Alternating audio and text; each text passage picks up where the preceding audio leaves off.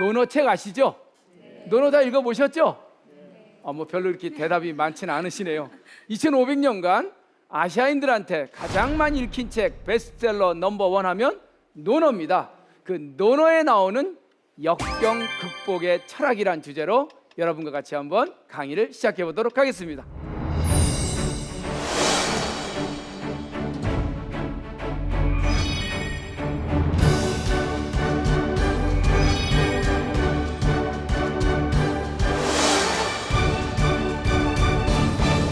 옛날에 고시 공부하는 사람들, 즉 과거 공부하려면 항상 읽었던 책이 논어책입니다. 그래서 논어책 처음부터 끝까지 다 읽고 줄줄 외워야 비로소 관료가 되거나 또 어디 가서 나 논어 좀 읽었다라는 소리를 할 수 있는데, 사실 이 논어책을 읽기가 쉽지 않아요. 왜냐하면 글자 수도 많지만 내용이 왔다 갔다 해요. 그래서 제가 오늘 주제를 하나 딱 잡은 게 뭐냐면, 논어에서 나오는 가장 아름다운 인간의 문양이 어떤 문양인가, 이게 오늘 제 논어책의 가장 중요한 강의의 방향입니다. 그런데 원래 인문의 원래 뜻은 뭐냐? 제가 지금 사람인자 그럴 문자라고 안 썼죠? 사람인자 문양 문자입니다.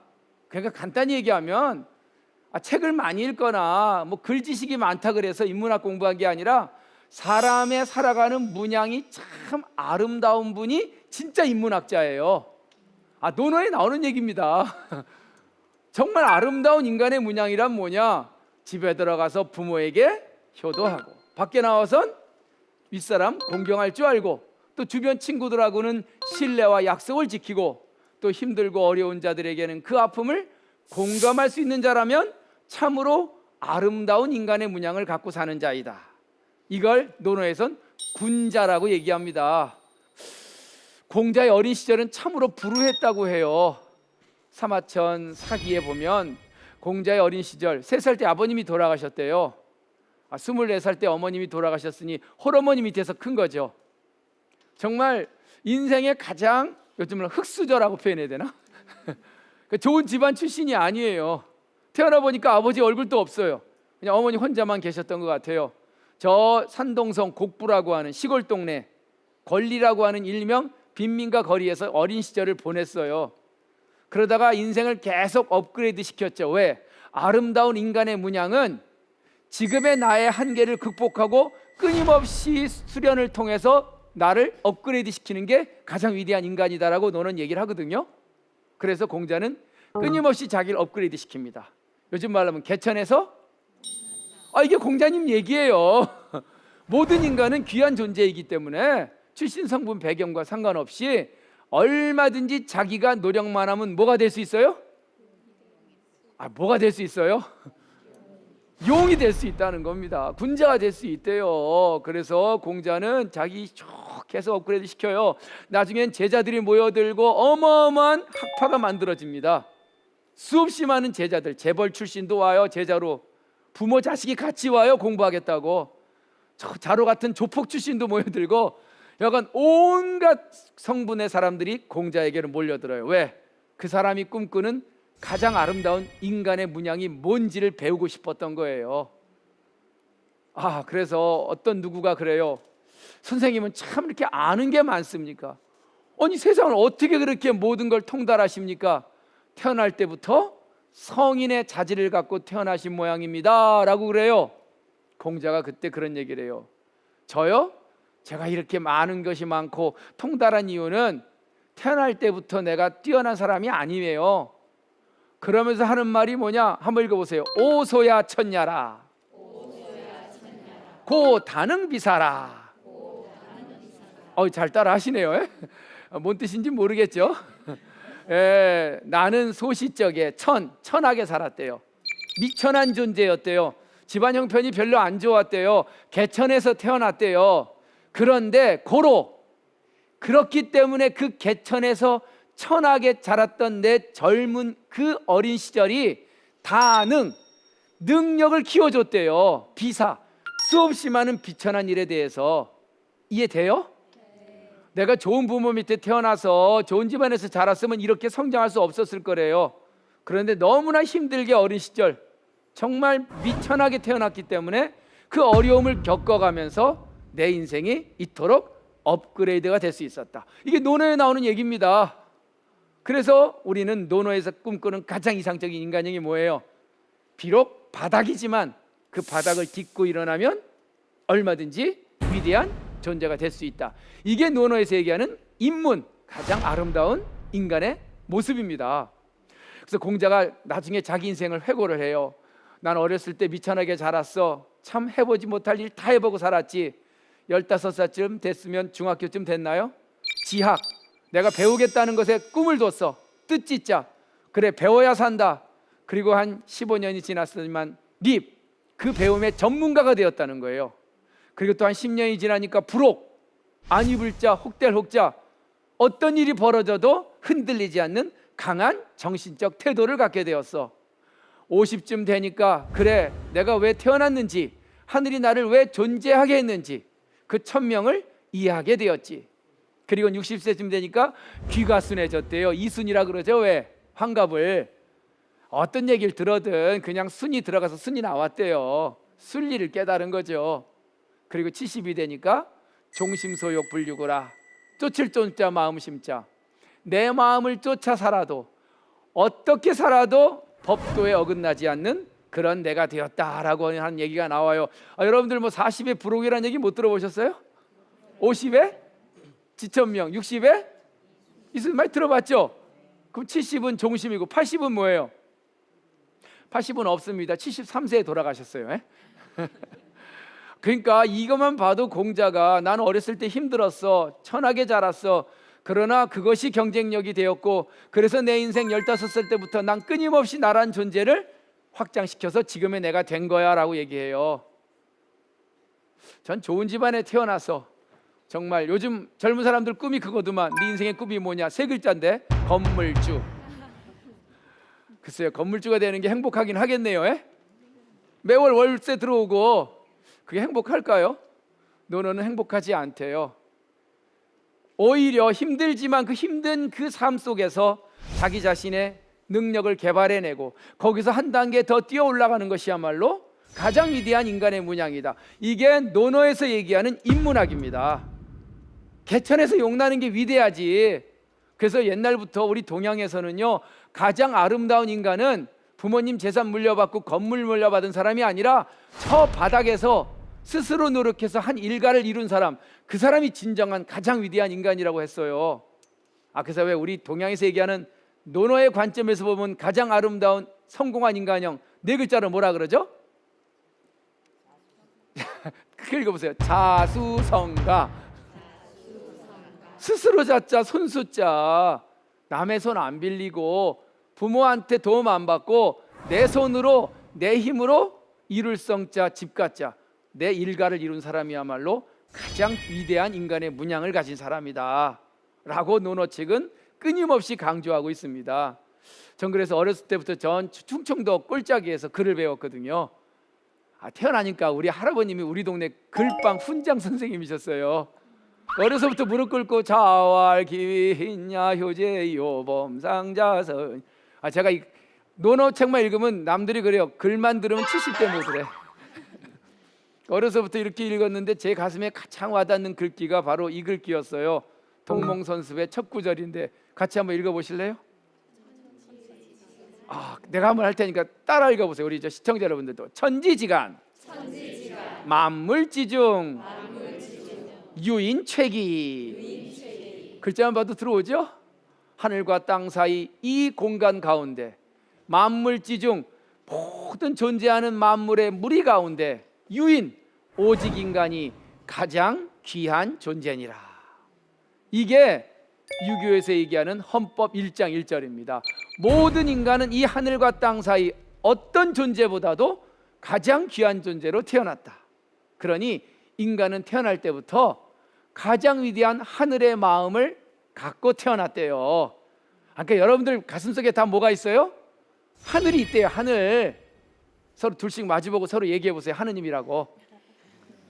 좀 공손하게요. 그게 논어에서 얘기하는 가장 아름답게 사는 인간의 문양이에요. 나도 하나님이고 너도 하나님이래요. 저 밑에 나보다 직업이 좀 천한 사람이 오더라도 하나님이라고 존경해 줘야 된대요. 세상의 모든 존재는 성별, 직업의 귀천 상관없이, 출신과 상관없이 다 하나님으로 태어났대요. 왜? 인간이란 존재 자체가 천지지간에 가장 위대한 존재라는데요. 전 논어를 읽다 보면 이런 데서 막 가슴이 떨려요. 한 인간이 이 우주 사이에 가장 위대한 존재로 태어나서 그 힘들고 어려운 내 인생의 역경을 통해서 한 단계 한 단계 성장해 나간다는 거야말로 논어에서 꿈꾸는 가장 아름다운 인간의 모습이다 라고 우리는 이 논어책을 읽으면 보입니다.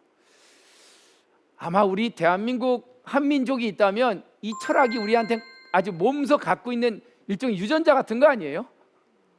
수없이 많은 외적의 침입도 받고 경제 위기도 겪고 그럼에도 불구하고 그 역경을 통해서 우리 민족은 한 단계 한 단계 성장해 왔다면 우리 민족의 삶의 문양을 한마디로 얘기하면 유교에서 꿈꾸는 역경 극복의 문양을 갖고 있다. 저는 이렇게 오늘 좀 정의를 하고 싶습니다. 그래서 논어책을 제가 이 11,500글자를 쭉 처음부터까지 이렇게 읽다 보니까 군자란 말이 나와요. 군자 들어보셨죠? 네. 논어에서 꿈꾸는 가장 위대한 인간의 문양을 군자라고 얘기합니다. 몇 번 나올 것 같아요? 논어책에 나오는 군자라는 단어는 총 몇 회? 몇 회요? 200회는 너무 많고. 예? 예? 10만 번. 10만 번이요? 글자 수가 11,500글자예요.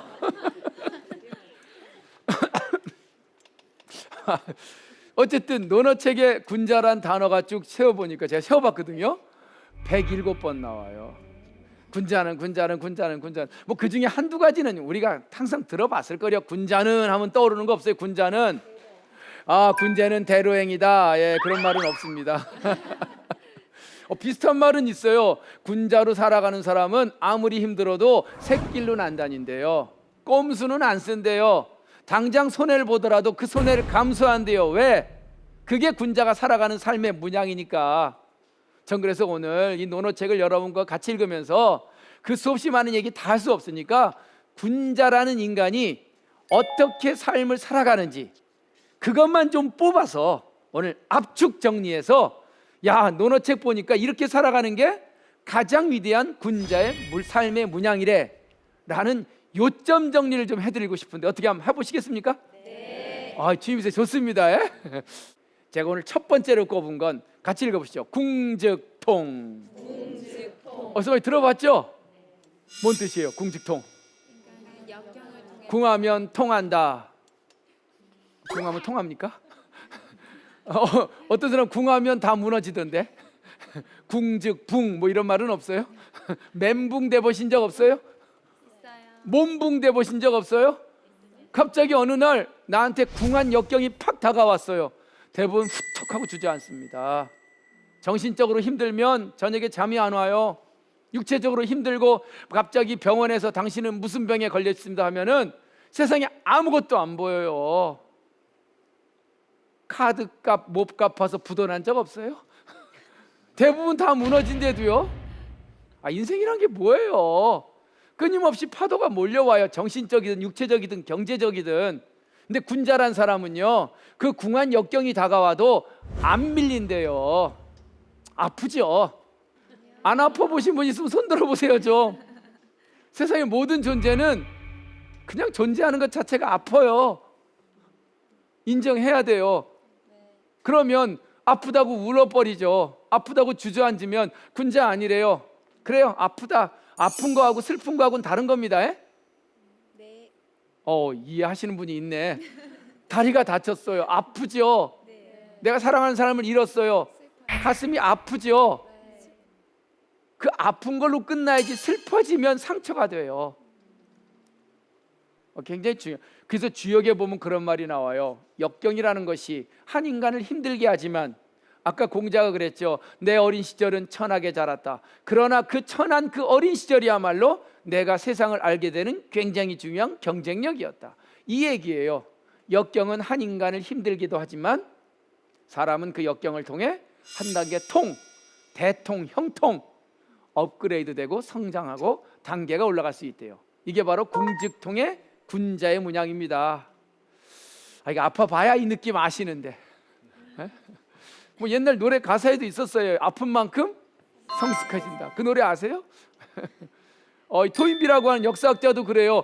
도전이라는 그 아픔을 많이 받은 민족이 응전력이 높대요.